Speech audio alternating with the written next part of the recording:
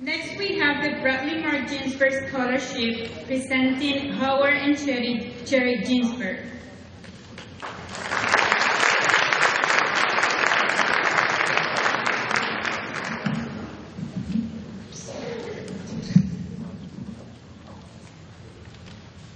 The Bradley Marc Ginsburg College Scholarship in honor of our beloved son Bradley is awarded each year to a West Boca Raton High School student who exemplifies Bradley's exceptional values of honor, goodness, humility, intelligence, academic excellence, hard work, determination, and altruism toward others. Bradley was known for his wonderful, magical, contagious smile. A plaque honoring Bradley and those students who received Bradley's scholarship hangs in the office at West Boca Raton High School. Bradley was one of the strongest students at West Boca High School, graduating fourth in his class, achieving straight A's in all of his courses. He scored 5 on each of the 10 AP courses that he took. At Cornell, where Bradley was a freshman, he achieved straight A's during the first semester. But Bradley would not want us to tell you any of this, for these things were not important to Bradley. He had a passion for learning, not to get good grades, but because he truly enjoyed gaining knowledge about many topics. Bradley was always that student who was first to help out and praise any of his friends.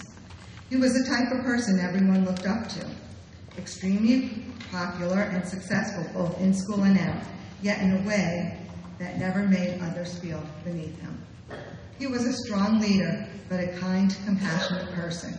Bradley's teachers and friends often said that he was one of those few kind-hearted people that most people meet only a couple of times in their lives. We have been told there can never be another person like Bradley. Bradley had a way of lighting up every room he walked into. He was always smiling, and that smile was contagious. He had many interests. He was an exceptional athlete. He loved traveling and hiking all the national parks as a family. He was a great poker player and was very interested in business and the stock market. He was a terrific people's person and a great salesman. One day while Bradley was at Cornell, I called him to say hi. It was 4 p.m. and I woke him up. I said, "Tim, go back to sleep and call me later, or tomorrow." He answered, "Mom, I would much rather talk to you anytime than sleep." This is just one small example of the kind of son he was to me and to Howie, and the kind of brother he was to Courtney. Bradley was the best person I have ever known. He was my role model. Whenever I'm faced with difficult situations, I always ask, what would Bradley do?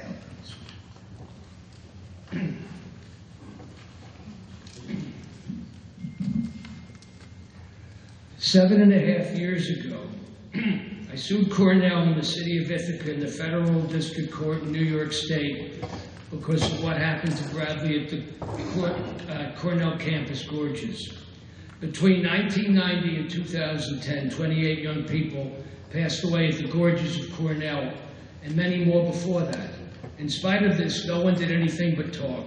Cornell and the city refused to put means restrictions, i.e. fences on the gorge bridges or netting under them, because they were worried about ruining the views from the bridges. Most people attempting to take their lives suffer from depression. Studies indicate that if they are stopped and obtain mental health treatment, 90% will never attempt it again and will lead normal lives. I fully adopted Bradley's values about wanting only to help others. I stated up front that I would refuse any and all monetary and personal gain. For several months, I searched for a law firm to take the case on a contingency basis. I was told that every legal precedent went against us, the damages were non-existent, and that our case would be dismissed by the court. A sole practitioner agreed to take the case. He had no litigation experience in the federal courts. I had not practiced law in 30 years and had no litigation experience, but I became the lead counsel in our case. Cornell and the city had the best attorneys in the country. We wrote several letters to Cornell wanting to talk with them, but they refused to even meet. My only alternative was to file a lawsuit. As a Cornell alumni, that was the last thing I wanted to do. I am very proud that Bradley and I were plaintiffs and that we would be fighting together for justice, which should save many lives in the future.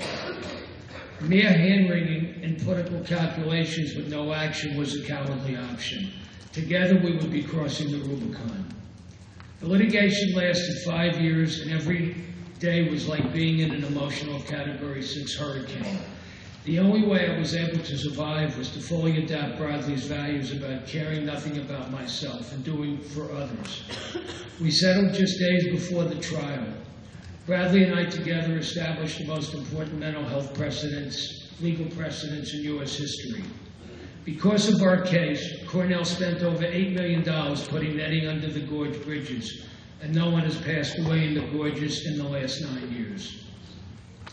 Cornell increased mental health spending by $1 million and also installed cameras at the gorge bridges, feeding into the campus police station. Coincidentally, just after our case's legal precedents were established, netting started being installed under the Golden Gate Bridge, where over 1,600 people had taken their lives. I accepted no money in the settlement. The settlement with Cornell consisted of a Cornell Scholarship in Bradley's honor, the Brad Ginsburg 13 Memorial Scholarship, Cornell University.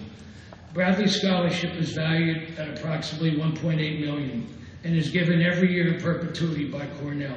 This year, the Cornell Scholarship was approximately $75,000. Another Cornell Award was created in Bradley's honor and is named the Brad Ginsburg 13 Award for Outstanding Student Service at Cornell University. Large 16 by 20 plaques for the above awards were created in Bradley's honor, each with a photo of Bradley and beautiful writings. After speaking with many Cornell people who knew Bradley, Cornell hung the plaques in the most important place and best location in the entire university, in the window next to the front entrance, to the door of the North Star Dining Hall where all freshmen eat. The plaques are two-sided. Every freshman student attending Cornell sees Bradley's plaques every day. Never in the history of Cornell has any student been given this great honor, which will last in perpetuity.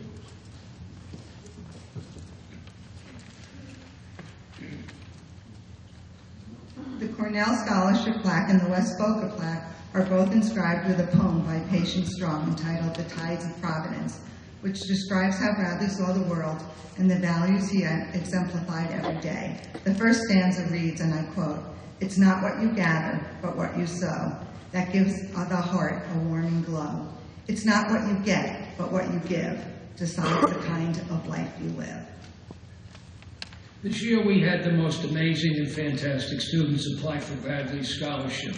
We interviewed each one, and we gained so much more in spending time with them than we can ever give. It is our honor to award Bradley's scholarship to a truly amazing lady, Micayla Richardson. Please welcome her.